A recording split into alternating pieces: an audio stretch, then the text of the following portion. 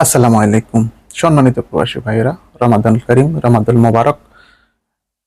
বিশেষ করে প্রবাসী ভাইরা যে যেখান থেকে আমার ভিডিওটি দেখতেছেন, সবাইকে আমার মনের গভীর থেকে আপনাদেরকে শুভেচ্ছা জানাই। এই রমজান মাসে আমি জানি অনেক প্রবাসীরা অনেক কষ্ট করে ডিউটি করে। কারণ আমি একজন প্রবাসী, আমি জানি একজন প্রবাসীর কষ্ট। কারণ এই রমজান মাসে দেখা যায় বাড়িতে নিত্য নতুন অনেক ধরনের ইফতারি আয়োজন হয় এবং সেহরির জন্য অনেক ভালো ভালো খাবার তৈরি হয়, কিন্তু একজন প্রবাসী বিশেষ করে সেই খাবারগুলোর থেকে বঞ্চিত। বিশেষ করে প্রবাসীরা ইনকাম করে, দেখা যায় প্রবাসীর কাছে টাকা থাকে কিন্তু সে ভালো খাবার খেতে পারে না, ভালো কিছু করতে পারে না।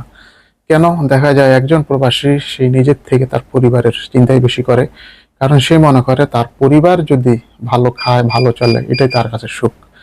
তাই পবিত্র রমজান মাসে আমার পক্ষ থেকে সমস্ত প্রবাসীকে অসংখ্য ধন্যবাদ।